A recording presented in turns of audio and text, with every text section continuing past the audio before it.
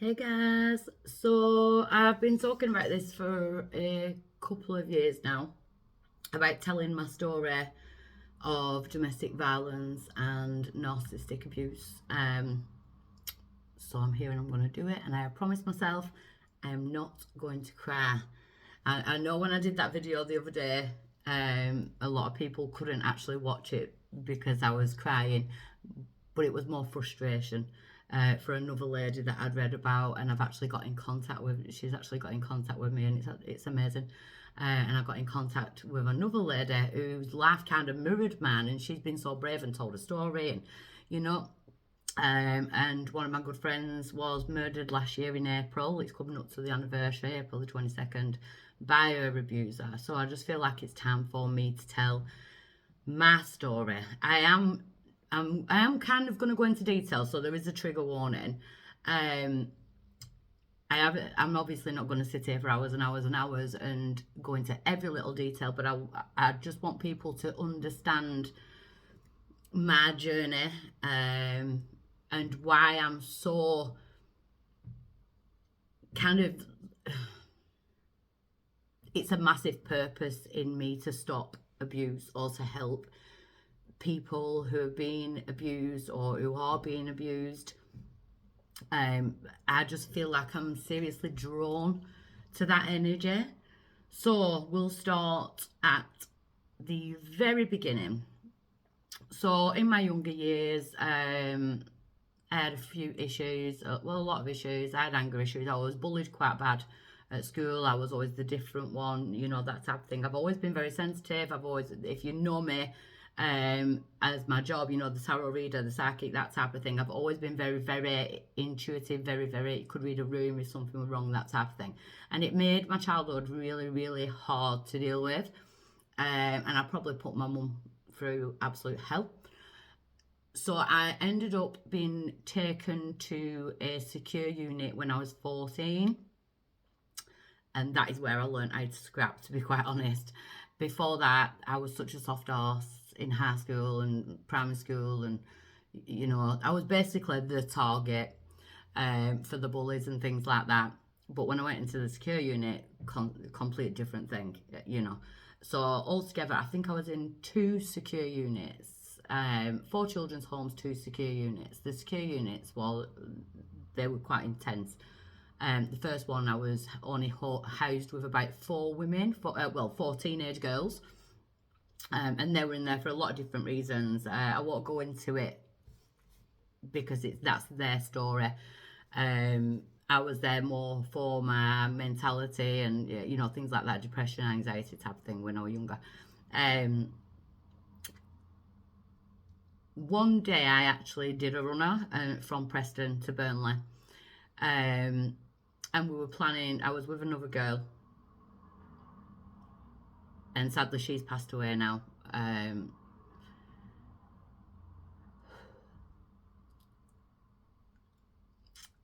was with another girl, and we got to a place. I can't even remember the town, and three lads pulled up in a green car and asked us what we were doing. And we said we're getting back to Burnley.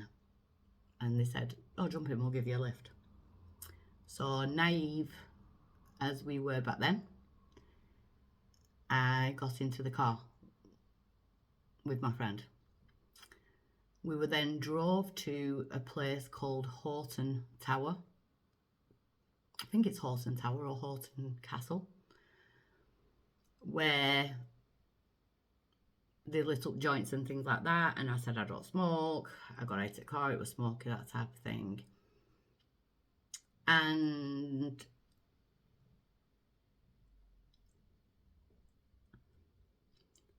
I was actually raped in front of my friend.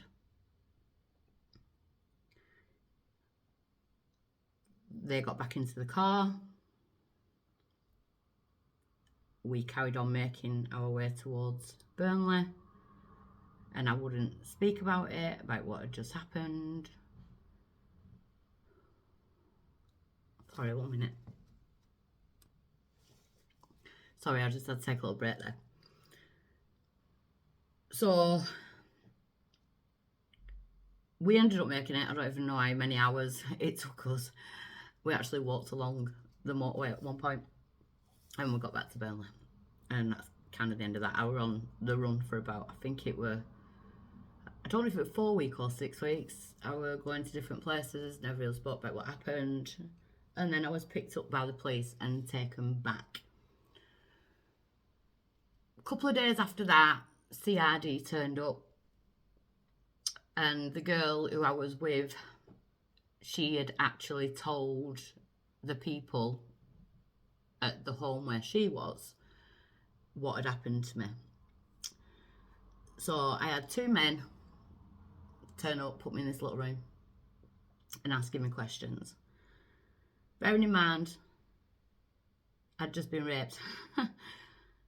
And they put me in a room with 2 CRD men who were kind of, I felt like I'd already been judged because I was in a secure unit. So I said it didn't happen. Well, I actually didn't say it didn't happen. I said I weren't willing to talk about it.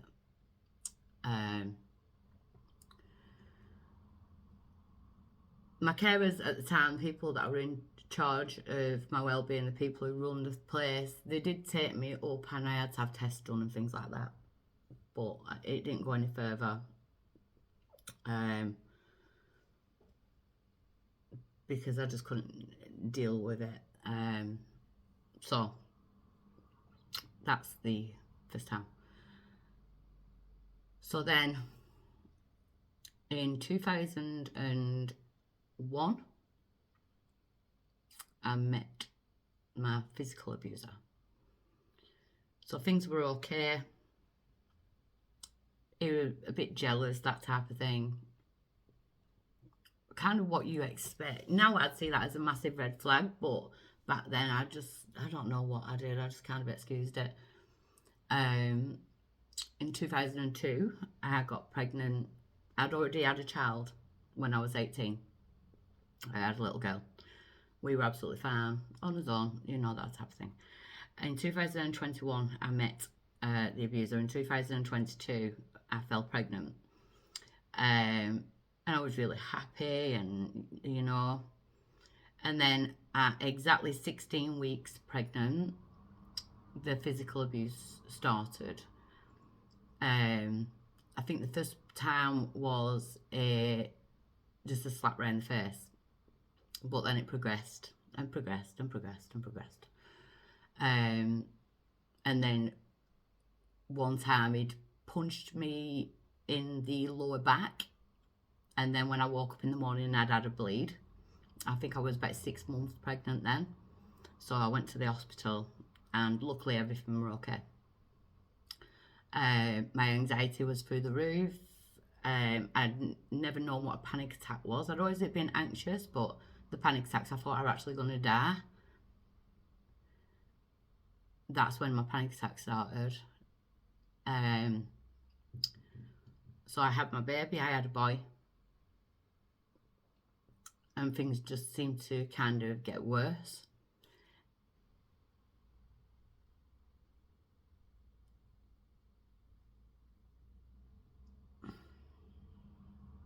I've already asked my children for permission to record this because I feel like I don't care what anyone else thinks. And I've also asked my children not to watch it because they do know what I'm going to be speaking about. If they do watch it, they do. You know, it is one of them things, but I've already spoken to them. So, when Leon was born, I did get postnatal depression. He cried all the time. Like, all the time. It didn't stop. The health visitor came and my partner at the time was in the house and he was so rude and mean because she was asking me if I'd had a lot of stress through the pregnancy and things like that. And she was asking me to get away from him then. And obviously I didn't listen. And my family and that knew, but they kind of knew that I weren't going to listen. I was too scared, to be honest. So then I'm just going to skip to big times. So then there was a time, it was my birthday. I didn't really have any friends when I was with him. So we'd gone to a local pub that's now been demolished. And I went with him and 3 of his friends and his mum to have a few drinks. And I was sat in between his mum and one of his other friends. And across from me on the table, one of his other friends were there. It was quite loud, and he said to my partner at the time, "I've just touched your missus's bum and she loved it." And I was like, "You haven't even been anywhere near me. I'm not even anywhere near you." So then I started to feel really anxious. I started to feel really sick. I said I need to go home. So I walked out with his mum and he's followed. And the road that we were actually walking on in Burnley was the Trafalgar Street. I think it's Trafalgar Street. At the time they demolished the flats and they were literally just building the new builds, or just started to. There was something going on there. McDonald's and that weren't there. And I remember I was punched in the back of the head, and then I was dragged down that road, and I was literally screaming for help. I was screaming for my life, and there were cars driving past, and I loaded nobody stopped. Not one person stopped, and I was literally being dragged. So if you notice on some of my pictures, I don't know if you can see it because I've got my light on. So I have a scar here, and in some of my pictures, this is why I use a light filter. So I have a ridge down my nose, which was from friction burns, from being dragged across the concrete. I then tried to stand up, and all I remember is seeing him running at me. Then I woke up, and I could hear another man's voice saying, "Oi, what's wrong with her?" And I heard my partner at the time saying, she's drunk and she's fell over. Turned out that he'd kicked me full on in the head and knocked me clean out.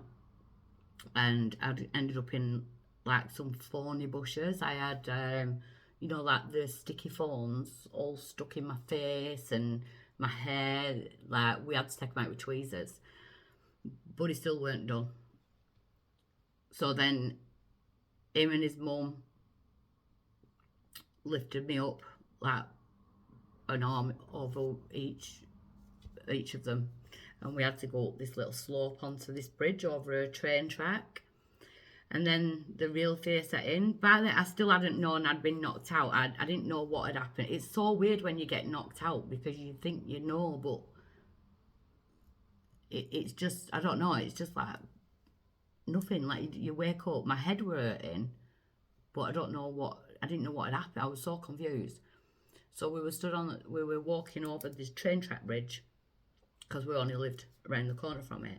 And then he decided that he wanted to try and push me over the train track bridge, telling me that it'll look like an accident, it'll look like a train's gone over me. And he was physically trying to put me over the bridge, and his mum was trying to drag him off me, and she was so tiny. That went on for so long. So long. We got back to his mum's house where his sisters were and his stepdad. And I think dawn of recognition, once I'd gone in and the lights were on in the room, my head was a mess. Like, this side of my head was a mess. It was massive. I had a footprint. And they were all like slapping my face, telling me not to go to sleep. His sisters were screaming. He was crying on his knees, begging me, "Please don't go to sleep, please don't go to sleep, please don't go to sleep." Bearing in mind, nobody thought to ring an ambulance. So that went on for a few hours, and I kind of started coming back a little bit. I think I was in shock. And he come near me, and I said, like, "Get the F away from me now." And then he decided to pick a fork up and run at me and tried to stab me in the face with a fork. And I'm not sure if it was his sister or his stepdad, but one of them went and covered me, and they actually got it with the fork. I'm kind of sure that it was his stepdad at the time. It were all a bit of a blur. I went home eventually. I think it was the day after, and this was my birthday, and I had to lie to my mum and that and say that I was really ill in bed. I can't remember what I said had happened, but it was my birthday, so no one could come and visit me because something was wrong. I had an illness or something like that. So then, yeah, it carried on and carried on. Another time, he invited his friend to stay for Sunday dinner. I made a Sunday dinner, and his friend said that, that was really good, that. And I went into the kitchen, I'd open the fridge, I'll put something back in the fridge, and he gripped me under my arm here. And if you'll all know, when someone grips you there and twists it, that really hurts. It's like a sickening type of. And he was like, "You fancy him, don't you? You fancy him, just wait." And I was petrified because I thought, if this guy goes, I'm going to be dead. I'm literally going to be dead.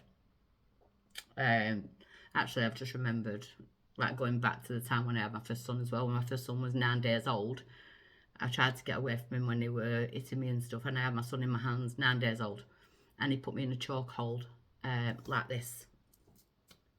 So my neck's here, and I could feel all my face going fuzzy, my legs were going. I had my son in my hands. I was trying to bend down to the floor, and I got the baby on the floor, and it kind of just stopped. So that really scared me. I thought, oh, I'm going to drop my baby. That would really scare me. There's just so many. I took kickings a lot, a hell of a lot of kickings. So then I found out I was pregnant with my second son. And with my second son, I felt like things were different, or things were going to be different. He started being nice. He started being more helpful with kids. And when I was pregnant with my second son, just one night out of the blue, my daughter, so my eldest daughter, she would have probably been about 7 at the time. She was upstairs watching a DVD in a bedroom, and she'd shouted me, like, saying, "My DVD stopped, can I have another one on?" And he went running up the stairs, like, in the way that he chased me in the past. And as a mum, something changes. So I ran up them stairs, and I think I was about 5 or 6 months pregnant. I legged it up them stairs, and because I thought he was going to go for her, and I jumped in front of her, pushed her backwards, and he strangled me up against the wall, saying that, why am I getting involved, stuff like that type of thing. The week after that, he'd invited a couple of his friends round for a drink, and I was pregnant, obviously. And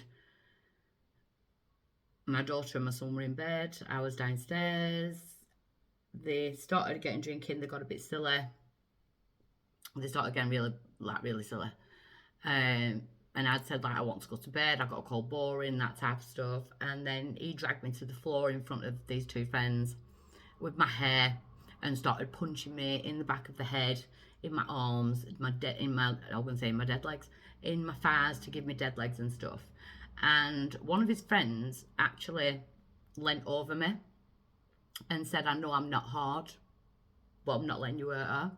And his friend actually barricaded me in my bedroom. I don't know why they didn't replace, but, you know. Then things were okay a little bit again. And I gave birth to my second son in my front room, because I was petrified of going to hospitals and things like that. And I've always breastfed my children. And on the first night, so Luke was born at 12:21 during the day, dinner time. the first night, he'd obviously woke up crying for a feed. So I went to end at bed, picked him, just about to pick him out of the crib. And my partner at the time booted me in the back, like really hard. I fell on the floor, bearing in mind I'd just give birth. So I breastfed him on the floor. And then I went to the toilet and I felt this thing coming out of me. So I looked, and in all honesty, I thought there was another baby that they'd forgot about for some reason. So I managed to waddle a few doors up to my best friend's house, and I walked in. I said what had happened, and now something's hanging out of me.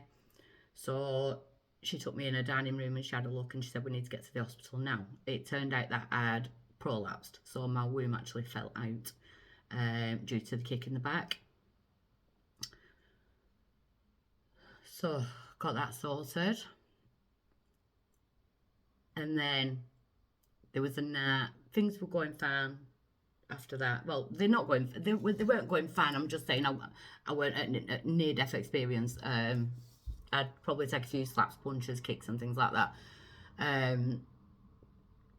My friend had an Ann Summers party. I didn't want to go really, and he was like, just go up, it's all girls, you know, it were only like 4 or 5 doors up. So I went up, and they did this like game thing where you put £1 and you put your hand in this bag and pick something out. And I'd actually picked out one of them, you know, them really cheap white vibrating things, like a massager. It's just white and just cheap little thing. So I took it home, and wow, holy shit. He put it on the windowsill because he wanted everybody to know what a slag I was.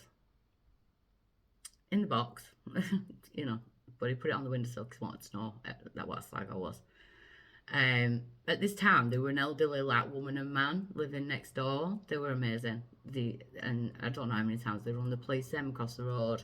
And the old man next door would run up to my best friend all the time. Every time he thought that, you know, saying he's killing her, he's doing this, something's happening in there. I'm scared for her.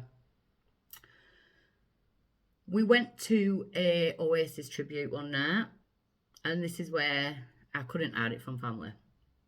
So we had a really good night there. I'd gone with my sister, and her boyfriend at the time was in the band, and my partner at the time had invited friends and things like that. And we had a really, really good time, and we had 2 minibuses. So I waited for my sister because obviously she'd stay behind. She was just talking to her boyfriend before we got back on minibus. So I've just sat down on minibus, and he just leant right in front of me, did my partner at the time, and just said, I love you. And I went, love you too. And bang, my nose. So then, if everyone knows me and my sister just went over the chairs, and she started pasting hell out of him, and he punched my sister in the eye. And I can't remember if her contact lens fell out, because my sister has quite a bad eyesight, or it went to the back of her eye. There was something, but because he punched my sister, I went absolutely nuts. So I started laying into him. His friends were trying to drag him off, and all hell broke loose. It really did. And when we got off the minibus, the second minibus had turned up with all the band lads in and stuff like that, and it was just like one riot, an absolute riot. So I woke up about 2 weeks after that. I rung my mum and I said, I'm leaving today. I went up to my best friend, who sadly passed away last year as well, and I told her, I'm leaving today. So we were all, right, okay. My mum came up, and I told him that he had to go. And he was crying. I felt so guilty. It was like I'd hurt a baby. And then it turned nasty again. So I'd be sat in my house, and my front door was in my front room at the time. I didn't have a vestibule or anything like that.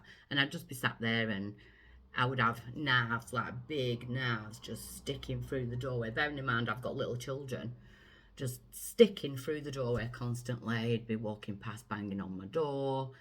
I started getting, that's when my agoraphobia started. I won't dare go out. I was getting disgusting text messages. So if anyone watches this and says that I'm lying about this, I can actually get copies of all of this. It's all in my logs, which is why I ended up in Crown Court for an emergency injunction non-molestation order. I was getting text messages to tell me, bearing in mind he'd known what had happened to me, keep your doors and windows locked because I'm going to get you raped. I went downtown with one of my kids one time and he followed me all the way around town, and I ended up adding in Mothercare, and he came in, he kicked off and he shouted at me and pushed me. Bear in mind I've got a child in a pram. He pushed me and shouted at me all the way through town. Not one person stopped to help me. I was absolutely distraught. I was crying my eyes out. I was hysterical. Trying to think what happened after that. There was so much. Then there was one time I was at my friend's house a few doors up and I had my children with me. It was kind of warm day. I think I was on the doorstep and he pulled up in his car and he said, just sit in the car, just sit in the passenger seat. You don't have to shut the door. I'm not going to do anything to you. And I don't even know why. I just wanted everything to be civil because of the kids. And so I sat in the passenger seat and he set off driving dinner with the car door open and my kids were just left there, luckily at my friend's. And one of them was in a car seat at the time. And so I had to pull my door shut and he drove so fast. So fast. And we ended up going over Crown Point. We were going everywhere and he had his foot down and he was basically saying that we're both dying that day. And I was banging on the window. I was screaming. Just thinking about it now, it just makes me just, one sec. Sorry. So, I can't remember where I was up to. I were in his car, we were driving over Crown Point, and he had his foot down. He was driving down normal streets with cars on either side. I was screaming, I was banging on windows. I was trying to grab his steering wheel because I thought if we crashed into a car sideways, I might be able to get out at the door and run. It was horrendous. It felt like I've been in that car for 24 hours and I think I've been in it for about 40 minutes. It was like, I can't even explain the fear. I can feel it in my stomach talking about it, but I can't explain it. I can't put it into words. I thought I was going to die. I thought I was never going to see my babies again. And if you know me, you know how I'm very overprotective of my children. I probably take it to the extremes. I'm very overprotective of my children. I got out of that car and I said to my friend, I need help. He's going to kill me. He's going to kill me. He's going to kill me one day. I know. He's told me. I'm going to die. So because after he did that, I rang the police.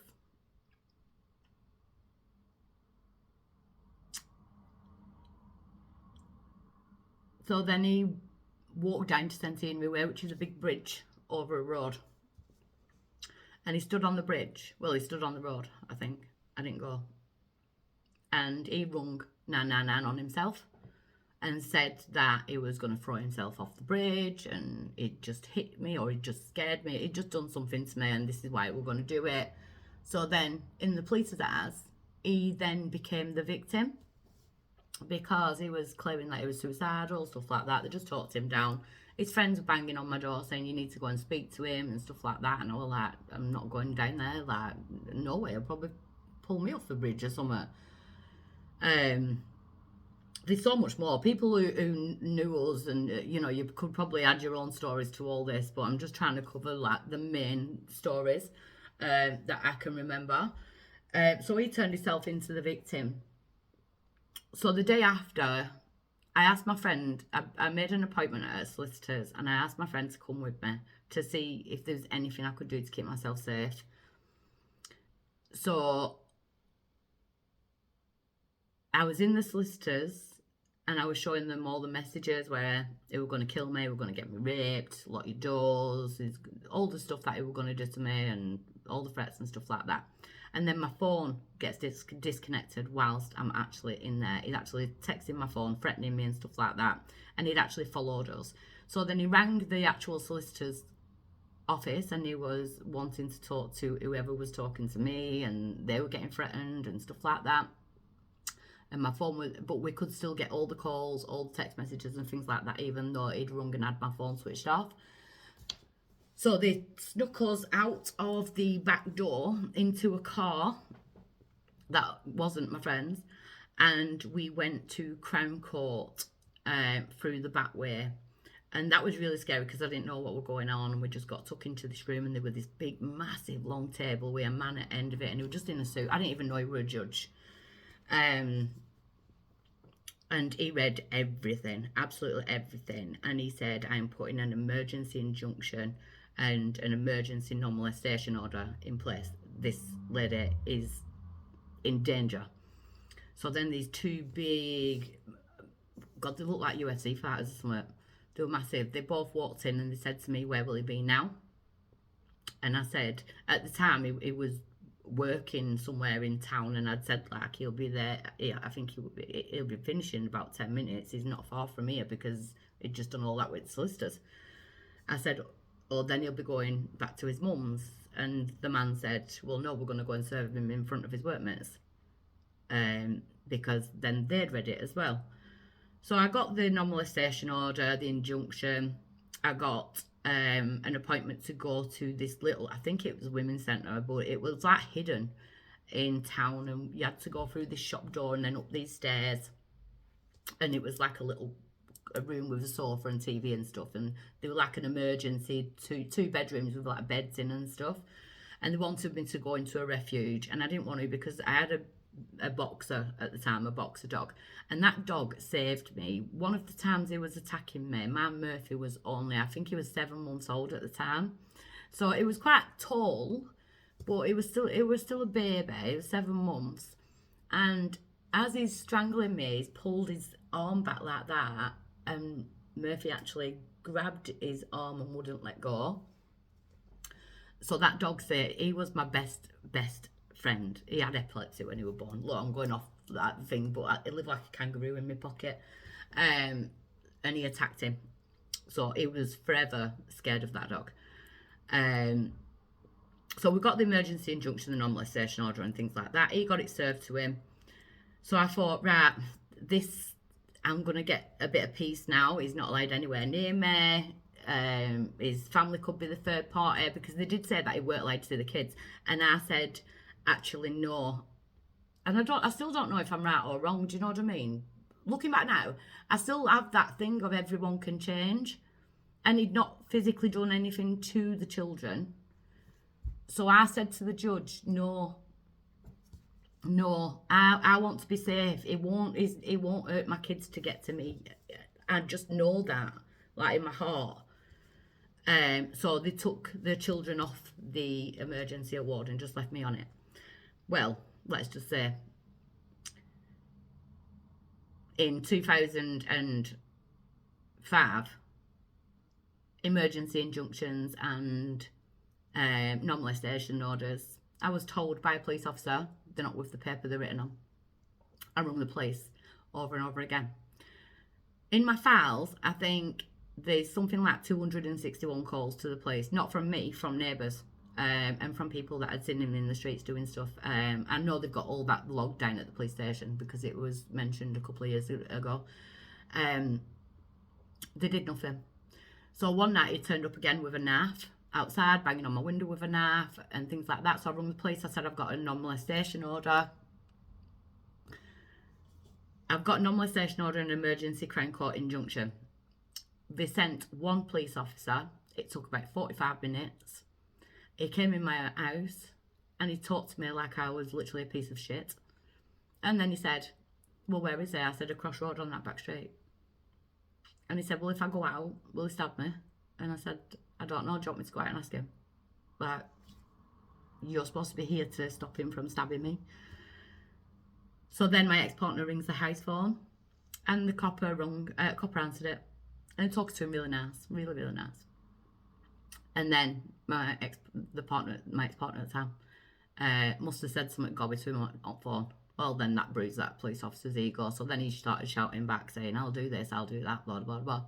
Still didn't do nothing. Left me on my own. The women's centre then put like these like panic alarm things in my house. And I was constantly having to ring police and stuff like that. My ex-partner's granddad I was very close to, and I'd taken the children to go and see him, and someone must have told him I were in there, or he knew. He came in, he locked the door, and he actually like tried to hold me hostage in his granddad's house, and his granddad were having none of it. So his granddad actually rang the police and said, "You need to get in, how he's going to hurt her." And I always swore I'd never go to the police again after this. 2 police officers come in, and it wouldn't let me out of the house or anything. And I'll always remember one of the officers asked him his name, and then he said, "Come on, so-and-so. Come on, come outside and have a word with me. Come and talk to me. We know what women are like."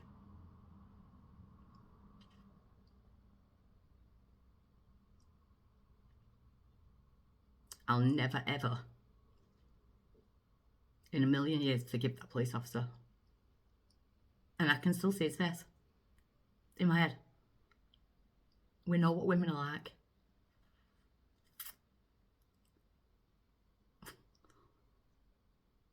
Crazy. Absolutely crazy. So it kind of started to quieten down. And people will think I'm really stupid for this bit. My ex-partner came to my house and told me that he'd started talking to someone. He wanted to go on a date and stuff like that. I don't know why he felt like I needed to know, but I actually paid for him to go on his first date with this person because I just wanted to be a part. Like and I always try to be civil, and I don't know why, but so I actually paid for that date. And he got with this partner, and they had the first child. I even babysat the child, and I tried to keep everything civil for all kids and things like that.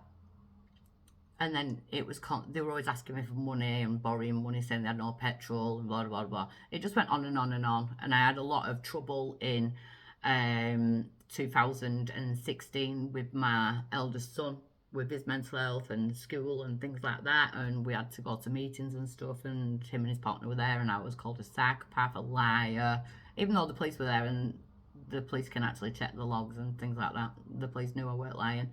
And then he once lifted his top up in one of these meetings, and he said, "She was the violent one, look at these." And he had like 3 scratches down here.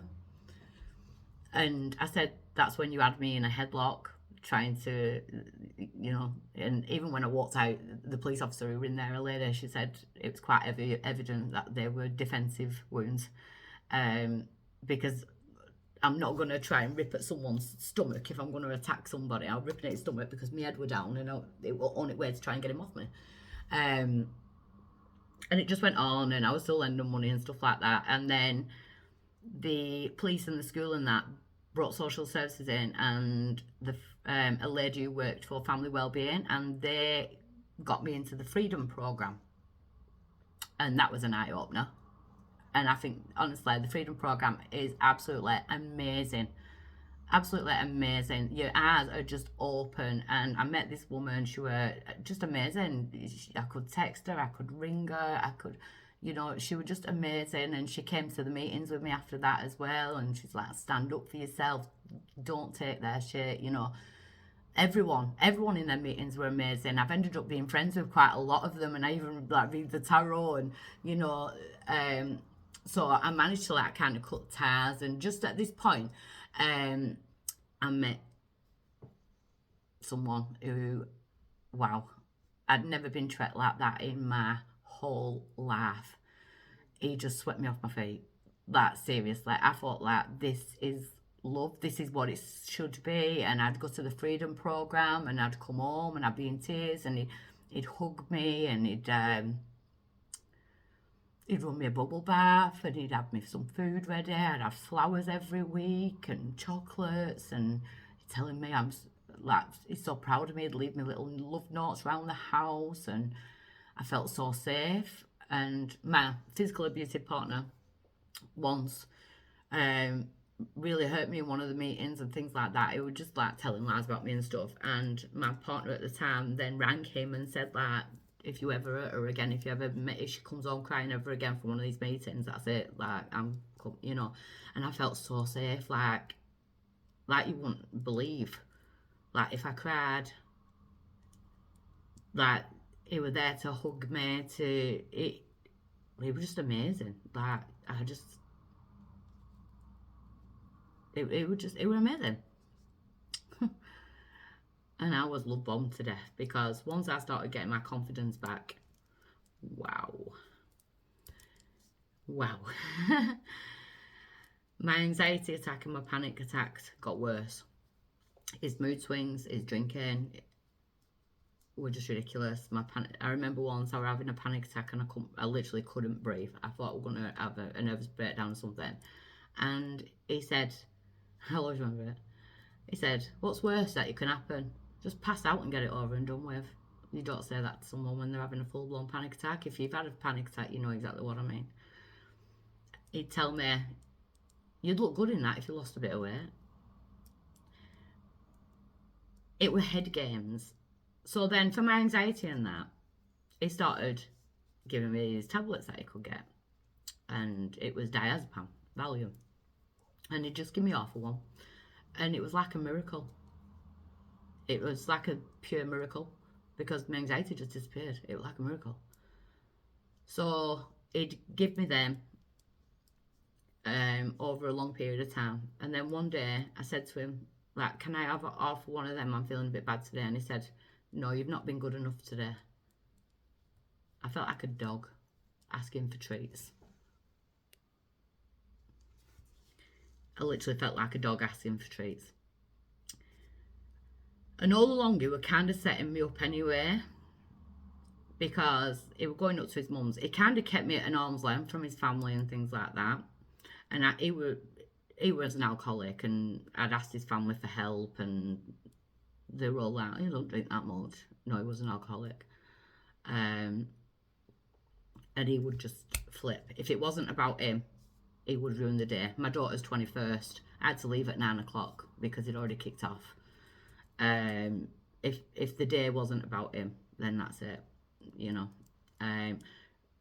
Christmas Day, my son had took an overdose by accident.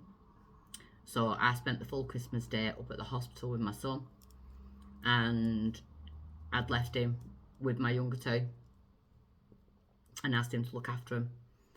And then I was ringing them from hospital saying, Mummy will be home soon, be able to open your presents, things like that. And he'd got drunk straight away as soon as I went in the morning, and he was asleep on settee all day. So I had to leave my eldest daughter with my son and come back and make my kids some kind of Christmas dinner and spend half an hour with him and try and wake him up, because I needed to get back to my son.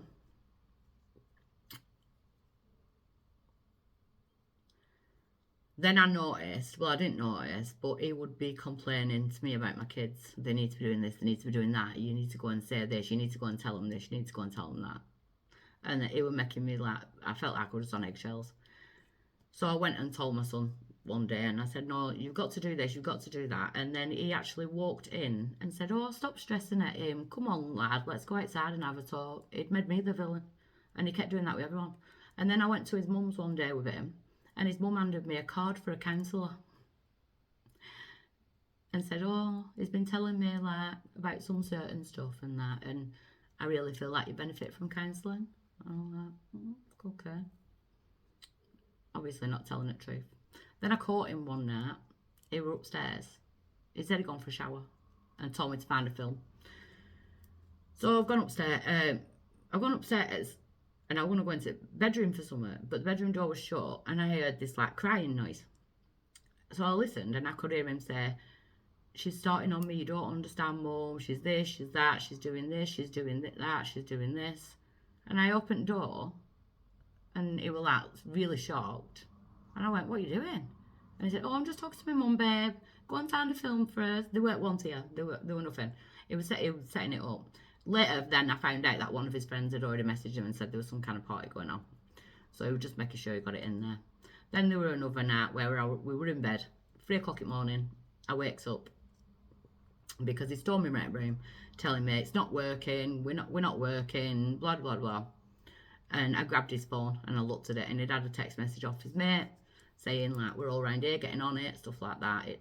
You know. So I started throwing all his clothes out, and he rocked floor holding my legs, begging me, saying that he was sorry and stuff like that.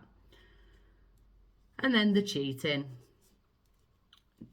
on me, and just lies about me to his friend. He used to set me up, so he'd text me things or ring me, say things and stuff like that. And I can't argue in text messages. I just can't do it. I'd rather do it by voice or face to face. So he'd set me up. So then he'd go to his friend's house, knowing that he said something really, really bad, and put me on loudspeaker. So they all thought I was a psychopath, and they were blocking me on Facebook and being nasty to me when I seen them out, and like the shit eyes and stuff like that. It just... So then the cold turkey set in with the Valium, and I didn't know what was going on with me. I thought I was having a mental breakdown. I didn't actually know what was going on with me. And he panicked, and he rang one of my friends, Sonia, and he asked Sonia to come up, and he said, like, Lindsay's spiralling, I don't know what's going on. And Sonia's actually worked in a chemist for a lot of years and things like that, so she knows stuff about that, but she didn't know, I didn't tell her that he'd been giving me these things. So Sonia had come up. I ended up on the mental health team, and they were looking, they found out about everything and told me, I was doing cold turkey. I'd actually, it was really dangerous. You can actually die from doing cold turkey from diazepam and stuff like that. It just really messed with my head, like, constantly. Like, it was gaslighting me to death. So they read some of the WhatsApps. My phone was going off when I was at the hospital having this like kind of like assessment or something. And one of the nurses was like, "You're popular today." And I said, "Oh, it's my partner." And she was like, "Oh, all right." And then she clocked one of the messages, and it said something about this steak dinner or something. And she said, "Oh, is it after you cooking?" And I said, "No, he's telling me it was shit." And she went, "What do you mean?" So the day before, I'd actually had some time off work, and I'd gone out and I bought us steaks and all trimmings, and I made a proper big steak dinner and all that to treat him. And he ate it, it was fine. He ate it, he didn't say an absolute word. And then the day after, he texted me at dinner time, "What's for tea today? Because it better be better than that shit yesterday." Like, it was just...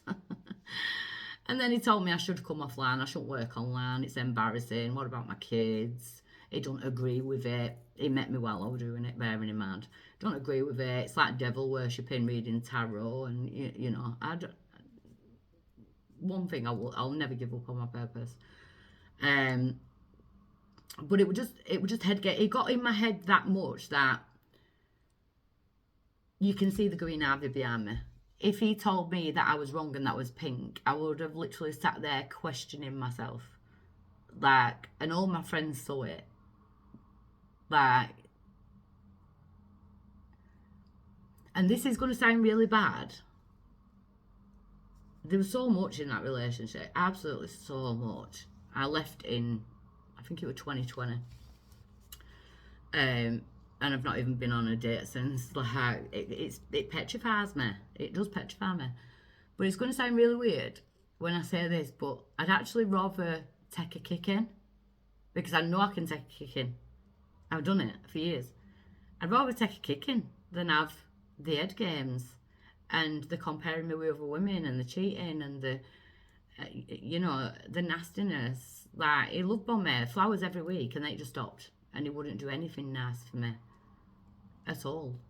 Like, it was just so strange, but it was getting dangerous, especially with my head. I lost myself. Like, there's a photo that I took, and I did share it on like TikTok and YouTube and on Facebook and that, to show what I look like in a relationship with him, and I actually look like a zombie. It's quite scary. But then I met this lady the other day, and she's done her story, and she's met someone now, and it kind of gives me this like a bit of newfound hope that not all men are the same. And I have some really good friends who are men now, you know, men who I can talk to and things like that. And I am getting to that point where I'm realizing that men aren't the same, and maybe there is somebody out there who can like love me, because she found it in her, and she was saying like if she has a panic attack now, it consoles her, and I just thought it was so beautiful. You know, it was just like, and it kind of gave me a boost. It's given me a boost, and I know I really want to make a change. So I wanted everyone to know that it's obvious. I could probably go on for hours and hours and hours, but I just wanted to cover the main parts. And I don't think the domestic violence real laws, I don't think they got passed until 2017. So sadly, before that, they just classed us as man as domestics. I think it would have actually had to kill me for them to do anything about it all. But yeah, that is my story in kind of bullet points. But I am going to be using it, and I'm going to be doing a lot of videos to show how I started to heal, and the things I did, and the things I experienced, and the dreams, and the journals, and meditation practices, and where I went, and the things, people who I spoke to, and you know, and things like that, because there is a healing journey, and I am not that person I was within everything that's happened to me in my life. I'm not that person.